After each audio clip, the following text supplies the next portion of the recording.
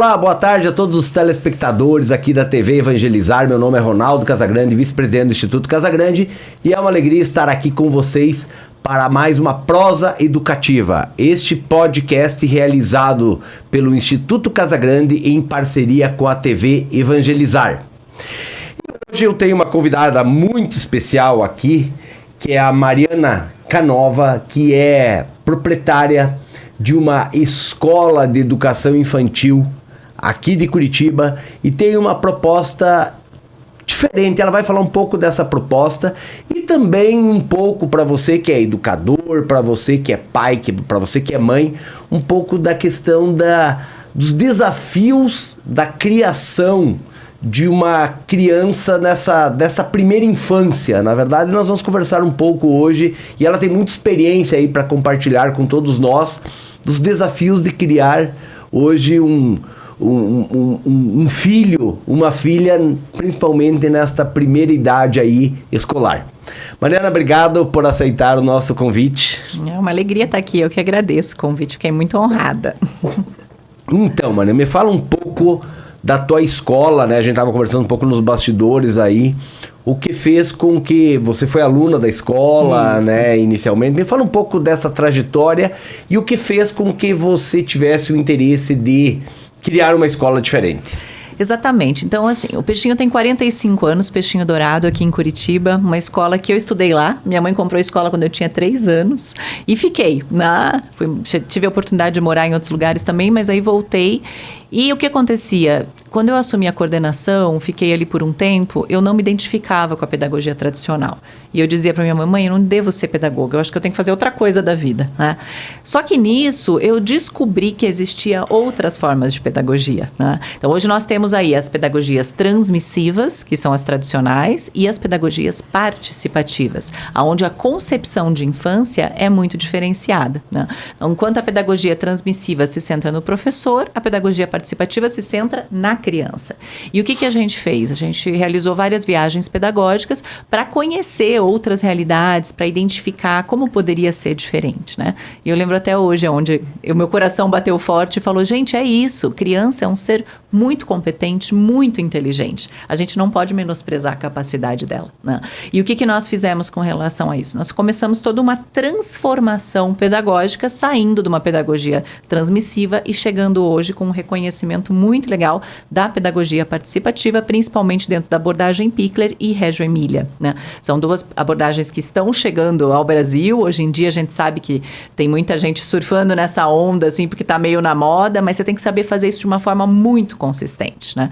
E o Peixinho hoje, ele é uma escola destino de várias escolas, vários educadores que vão até nós. Nós temos o Centro de Formação, o Semente da Infância, onde a gente ajuda as escolas a perceber como realizar essa transformação e, principalmente, como olhar essa criança com capacidade, competência e inteligência, né? É por isso que eu estou aqui até, Mariana, justamente por ter uma escola diferenciada. E me fale um pouco dessa questão Pichler e Reggio Emília, na verdade. Onde estão situados? Qual que é a diferença entre elas? Quais são as semelhanças? E o que vocês trouxeram dessas metodologias para cá? Isso, a gente chama de abordagens porque é a maneira como você aborda a criança, né? Não é um método. Tanto é que a gente não fala a metodologia em si, a gente fala abordagem Pichler, abordagem Reggio Emília. Amy Pichler foi uma pediatra ortopedista que transformou a forma de se olhar para um bebê. Antigamente se olhava para um bebê como um tubo digestório, tinha que dar comida e trocar, né? Então, o cuidado era visto dessa maneira, você só olhava para a parte orgânica do bebê. E ela falou, não é dessa maneira. A gente precisa entender que ele tem um sujeito em formação. Então, depois da Segunda Guerra Mundial, ela assumiu o primeiro orfanato que tinha na Hungria e, a partir daí, ela transformou a forma de atuar com as cuidadoras, as cuidadoras, e a partir daí eles começaram a transformar. O que a gente viu a partir dessa transformação? Diminuiu muito o número de atraso motor, atraso intelectual e atraso linguístico. Porque o educador que cuida dessa criança tem uma forma muito diferente de como lidar com ela, né? Nós vamos ter 3 eixos centrais da abordagem Pichler. A primeira é a parte de motricidade livre. Pasme, lugar de bebê não é no colo, é no chão. Por quê? Porque no chão eu entendo o que eu faço com o meu corpo e eu aprendo a me movimentar e eu tenho mais autonomia. Antigamente, quando nós éramos uma escola tradicional, eu chamava emergência todas as semanas, porque a gente protegia demais essas crianças e elas não sabiam o que fazer com o próprio corpo, então elas se machucavam muito. Quando nós fizemos a transição da abordagem, hoje eu chamo raríssimo a emergência. É uma coisa os pais assim, não se conhecem muito isso, né? Porque essa questão do colo ainda é uma coisa muito forte, né? Exatamente. E aí a gente tem que ajudar os pais a entenderem. Eu não estou dizendo que a criança não deva receber colo. É claro que ela deve. O afeto é fundamental. Só que se você passa a olhar um bebê, não para o que ele não faz, mas para o que ele consegue fazer, você muda totalmente a forma como você lida com esse bebê. Porque aí você passa a entender as capacidades que ele tem e você mexe no ambiente provocando essas capacidades. Então, essa parte das emergências, eu uso muito isso para explicar para as mães, elas param, né? Hoje você já tem vários estudos, principalmente na Europa, que falam da importância de você educar com pequenos riscos, mas não com grandes perigos. Porque uma criança pequena que sabe se movimentar, que entende o corpo dela, ela não vai se machucar, né? A gente fala que as escolas, elas precisam gerar pequenos hematomas, não grandes cicatrizes, né? Quando você permite um bebê experimentar, subir e descer, ele vai entender o que o corpinho dele faz. E a partir daí ele não vai se machucar. Então, um dos eixos centrais da abordagem Pickler é esse. O segundo eixo é a parte de relação e cuidado. A troca de um bebê, por exemplo, né, é algo tão banal que às vezes as pessoas falam, vai fazer pedagogia para ficar fazendo troca de bebê. A abordagem Pickler, a troca, ela dura 6 meses, um curso, no sentido de você entender o quanto essa troca é fundamental você fazer com respeito, com carinho. Sabe por quê? Porque num espaço coletivo, a troca é o único momento que você está 1 para 1. Então, se você se conecta com esse bebê e você consegue, na hora da troca, conversar com ele e falar assim, nossa, João, eu percebi como você gostou de brincar com aquele carrinho amarelo, ou como você subiu no escorregador e você foi competente, o que acontece? O bebê vai fazer assim, eu estou sendo visto, eu sou um indivíduo. Então, esse momento de você ter uma linguagem adequada e você ter uma conexão com esse bebê, tratando-o como indivíduo, não como tubo digestório, faz muita diferença, né? E o terceiro eixo da abordagem Pickler, a gente fala do brincar livre. Por que os bebês precisam brincar de maneira autônoma e independente, né? Então, quando eu autorizo um bebê a brincar, eu permito que ele construa hipóteses, que ele desenvolva o pensamento e o raciocínio. Dia 24 eu vou estar no seminário do Brincar é Coisa Séria, que o pessoal do Percursos Pedagógicos me convidou. Eu vou falar justamente sobre essa construção do brincar e do pensamento pelo brincar. Como a gente pode intervir, né? Então, se você vê uma criança brincar, eu sempre falo isso, sabe? Não interfira. Porque o que o adulto chega, ai, que lindo, parabéns, olha o que você está fazendo. Vamos supor que você está aqui fazendo um relatório super dedicado e alguém chega para você e fala, ai, que lindo que você fez. O teu raciocínio vai por água abaixo. O bebê é a mesma coisa. Então, se você está vendo um bebê brincar, não interfira, deixa ele brincar sozinho. Depois você vai dizer assim, nossa, eu percebi como você conseguiu encaixar aquela argola naquele pote. Aí o bebê vai dizer, uau, eu estou sendo visto e eu não fui interrompido. E isso vai gerar o quê? Independência. Esse bebê vai passar a ver o mundo de maneira pelos próprios olhos. Eu recebo bebês, às vezes, que pegam um brinquedo e olham para a professora. Eles não sabem brincar, porque em casa está todo mundo estimulando o tempo inteiro. Então, você precisa dar o tempo adequado para esse bebê. Então, a abordagem Pickler é com esse olhar. Já a Reggio Emilia, a gente tem em torno de 16 autores que ajudou a fundar a abordagem Reggio Emilia. Malaguzzi foi o pedagogo que uniu o que tinha de melhor. Pegou a autonomia de Montessori, pegou o cognitivo de Piaget, pegou o social de Vygotsky, foi lá, pegou 16 autores e a partir daí criou essa abordagem Reggio Emilia no norte da Itália, numa cidade linda chamada Reggio Emilia, né? Aonde se mudou a concepção de infância. Você me fez uma pergunta falando o que é isso e como elas se conversam.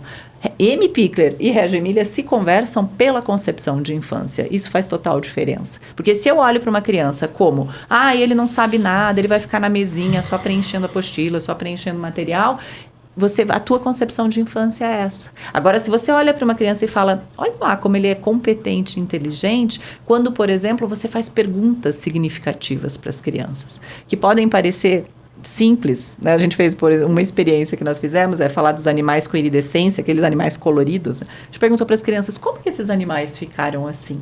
E aí as hipóteses que eles vão trazendo são incríveis para nós, né? Por exemplo, uma das crianças falou, o camaleão colocou a língua no arco-íris e ficou colorido. Aí você vai falar, Mari, tá viajando na maionese? Não, eu estou ajudando essa criança a construir pensamentos. Eles ainda estão na fase pré-operatória, onde a imaginação é norteador, mas eu estou ajudando essa criança a saber pensar. E isso faz muita diferença. Manel, você estava falando, você desenvolveu os 4 pilares de respeito à criança. A infância. Me fala um pouco sobre o que são esses 4 pilares. Então, essa teoria eu desenvolvi, ela é minha autoria, digamos assim, baseado nesses mais de 20 anos de educação. Quais são esses 4 pilares? O que eu preciso desenvolver numa criança até os 6 anos de idade? Aonde eu vou prepará-la para o mundo e não o contrário, né? Porque a gente como mãe, se a gente puder, eu sou mãe também, tá? Então eu entendo esse lado materno. A gente coloca os nossos filhos dentro de bolhas anestésicas, né? Onde tudo é perfeito, onde essa criança não se frustra, essa criança não chora, essa criança não passa por espera. E aí o que acontece? O mundo vem e estoura essa bolha e essa criança não está preparada para o mundo. E aí nós temos um resultado aí que a gente tem visto. Eu acho que isso não é só na educação infantil, né? Eu acho que essa bolha, às vezes, ela se estende até a faculdade. Com certeza. Né? Como eu trabalho com a infância, né? Eu tento trabalhar a base, mas eu não tenho dúvida disso. A gente precisa preparar os nossos filhos para o mundo e não o contrário. E esses 4 pilares foram desenvolvidos com a intenção de ajudar os pais a pensarem nisso, né? Eu tenho um curso dos 4 pilares do respeito à infância para educadores e tenho um para pais. Eu falo da mesma coisa, só que para áreas diferentes, que é como que dentro de sala de aula você ajuda o seu filho a ser preparado para o mundo e como que em casa você ajuda o seu filho a ser preparado. Agora, Mara, desculpa até te interromper, falando dessa parte de criação de bolha. Nós aqui no Instituto Casagrande já vemos falando isso há muito tempo, os educadores, né? Você fala, todos os educadores falam. Você percebe que isso ecoa nos lares, ecoa nos pais, porque aqui tem muitos pais, mães nos ouvindo, né? E quem acompanha essa prosa educativa, só aqui a gente já falou algumas vezes sobre isso. Você percebe que os pais percebem isso ou ainda não?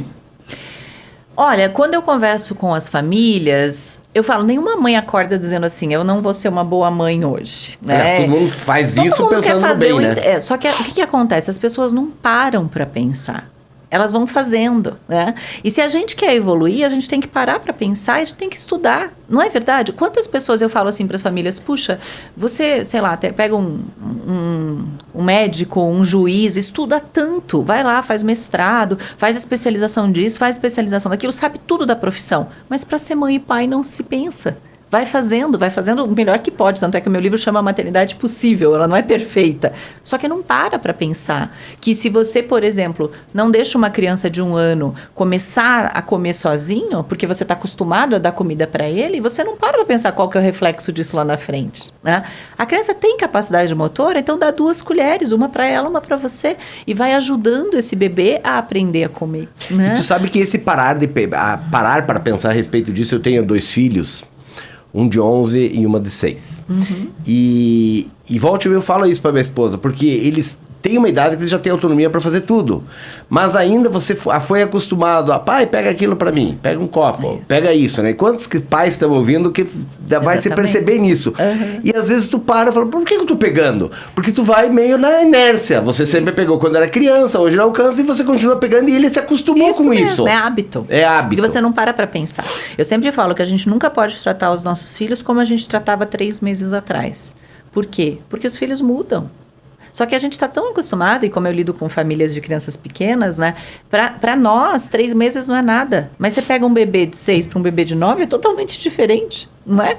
O que um bebê de 6 fazia, o que um bebê de 9 meses fazia? Você tem que trocar a forma como você lida com ele, acreditando na competência e na capacidade que ele tem. Né? Só que a gente não para, porque o cotidiano consome a gente. Né? E como eu disse, nenhuma mãe acorda falando assim, eu vou ser uma péssima mãe, hoje eu vou proteger o meu filho para o mundo. Ninguém faz isso.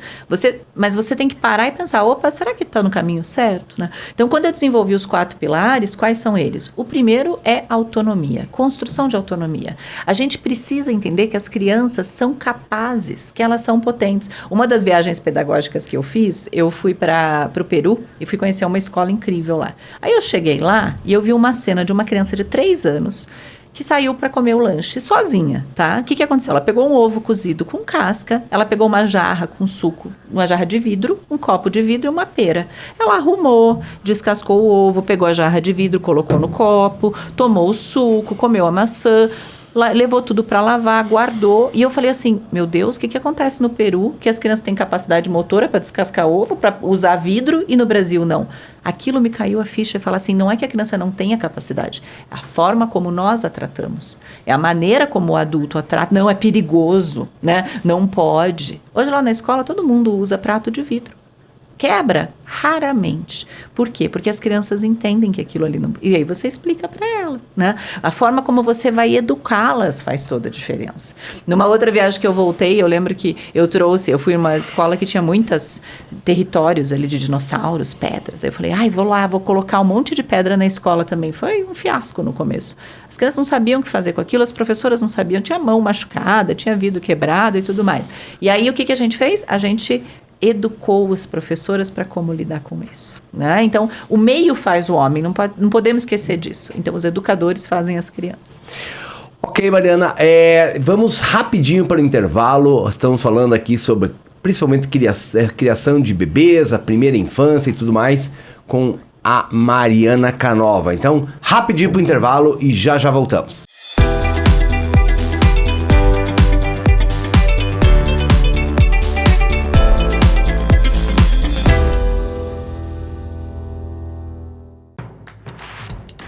Não perca mais nenhum vídeo da TV Evangelizar. Inscreva-se agora.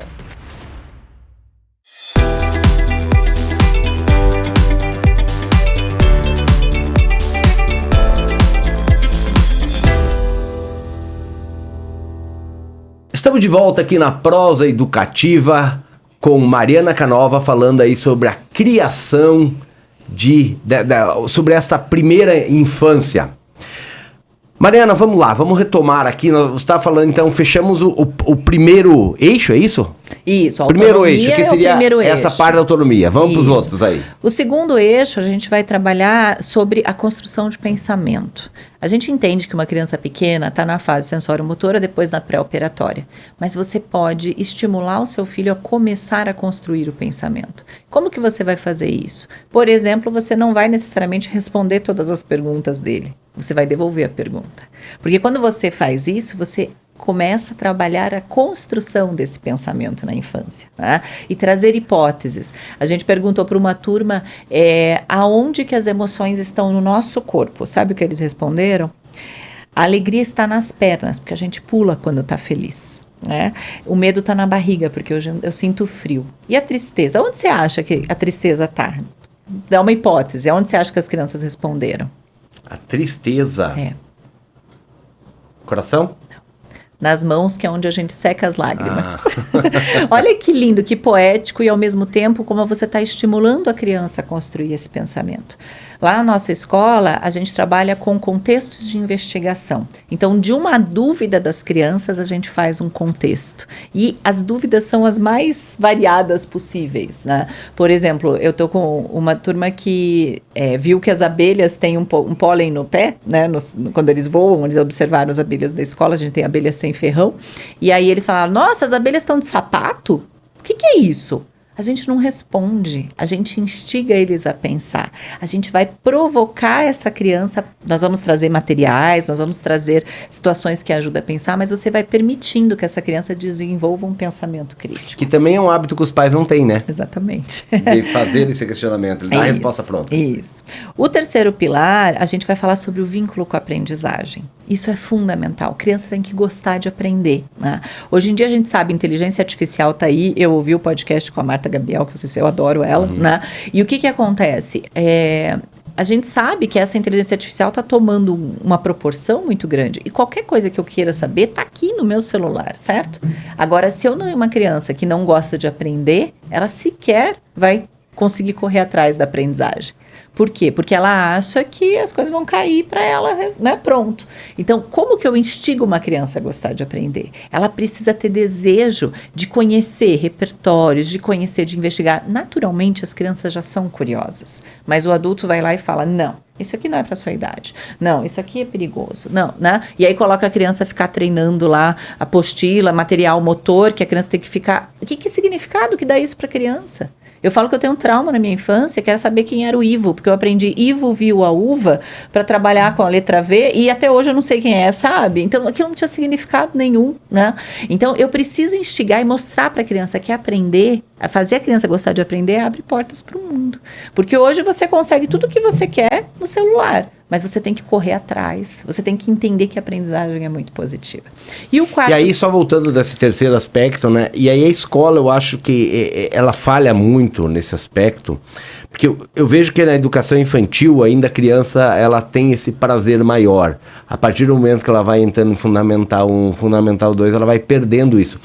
Eu lembro que o meu filho, ele adorava a escola da educação infantil, assim, né, e como qualquer criança, quando vai chegando pro Fundamental 1, 2, vai perdendo aquele interesse. E ele falava de um amiguinho que tinha um irmão mais velho, ele falou, pai, mas é verdade que a escola depois não é mais legal, né? Quase voltar, realmente ele tem razão, porque, né? Mas por que isso, né? A gente tem que parar e pensar, porque tem um livro que eu gosto muito, chama Jardim de Infância para a Vida Toda. Porque, veja, o ser humano, ele naturalmente ele é curioso. Só que se você pega a tua curiosidade e você passa a estancar ela dentro da sua cabeça e você começa a fazer outras coisas, aquilo morre, né? A gente brinca que uma fada da infância morre quando uma criança vai para uma escola que coloca ela dentro de uma mesa. Por que você acha que a gente só aprende em cima de uma mesa individual? Não é assim, você aprende no mundo, você precisa permitir que essa criança descubra o mundo. A gente lá na escola, semana que vem, agora eu vou no mercado com as crianças do Infantil 5. Meu Deus, vai levar 30 crianças no mercado? Vou. E eles ainda têm um desafio, eles têm que levar R$15, eles têm que comprar um produto natural, um produto industrializado, fazer a conta, pagar no caixa de maneira individual. Isso é situação para a vida. E eles amam fazer isso. Tem que comparar os preços, você tem que ver. Eu sou apaixonada por Freinet, o meu mestrado é em Freinet, e aí eu falei sobre as aulas das descobertas, né? O quanto a gente precisa que essa criança saia da porta da escola e vá para o mundo. Não é perigoso, se você for com supervisão, as crianças não vão sair correndo, os pais ficam desesperados, coloca rastreador, ai meu Deus, nunca aconteceu nada.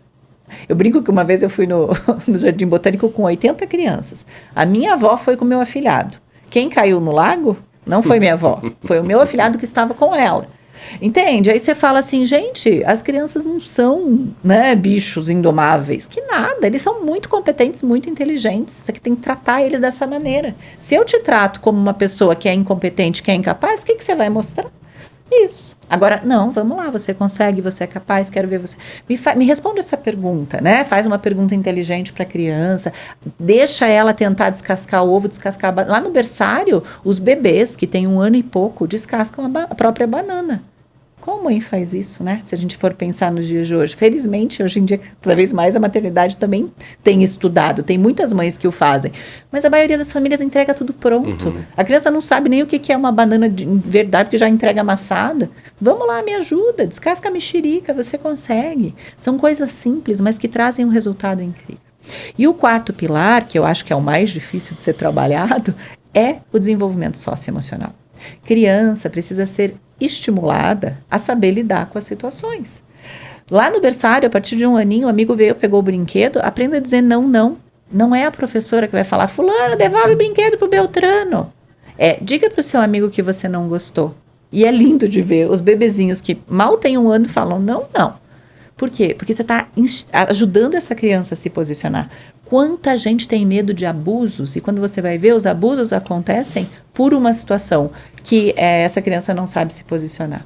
Então, o desenvolvimento socioemocional dessa criança, aprender a lidar com os outros, aprender a se frustrar, que esse é um ponto, gente... Ninguém quer que o filho se frustre. Aliás, certo? Esse é um outro ponto que a gente toca muito aqui, isso. A necessidade de gerar frustração.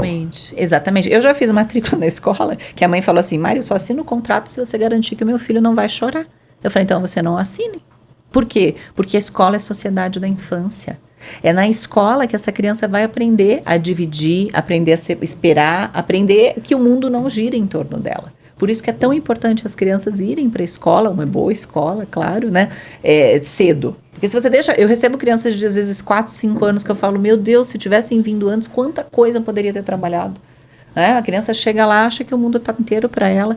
Claro, vamos fazer um trabalho com maior carinho, com todo respeito, mas você pode, olhando para um bebê, já ir trabalhando esses conceitos com eles. Né? E hoje nós temos um problema sério, né, Mariana, sobre a questão de saúde mental, que é uma coisa que antigamente a gente não falava sobre essa questão de crianças, adolescentes com problema de saúde mental.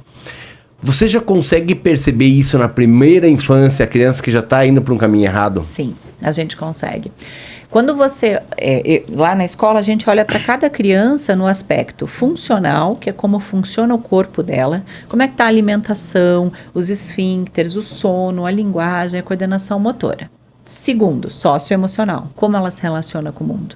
Ela sabe esperar, ela sabe dividir. É claro que eu sei o que é normal para uma criança de 2 anos. A fase dos 2 anos que a criança quer ser o centro, eu entendo. A gente vai trabalhar nessa fase também, pensando em como instrumentalizar essa criança, respeitando o que é do desenvolvimento infantil, mas não fazendo tudo o que ela quer, né? E o terceiro aspecto é como essa criança lida com a aprendizagem, com o cognitivo. O que acontece? A maioria das escolas está preocupada só com o cognitivo.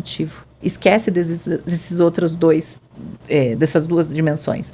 E quando você faz isso, você só está centrado na aprendizagem. Mas essa criança que está com fome, que está com sono, que não escuta direito, se você ajusta um detalhezinho aqui, vai refletir na aprendizagem, né? Então, o que a gente precisa fazer? A gente precisa olhar para essa criança de forma completa. E quando a gente olha já uma criança pequena, essa pergunta que você me fez do socioemocional, a gente vai fazer o encaminhamento necessário, vai chamar essa família e vai dizer, olha, estou percebendo isso, que tal se você trabalhar assim, como é que está a relação em casa. Então, é possível perceber, né? Quando necessário, vamos fazer um trabalho psicológico para poder ajudar essa criança a se instrumentalizar. Eu recebo crianças, né, de várias idades. Sabe que eu recebi uma criança que me marcou muito, que o pai chegou para mim e falou assim, Mari, tô trazendo um monstrinho para você. Se o pai falar isso para mim na primeira visita, imagine o que essa criança não é.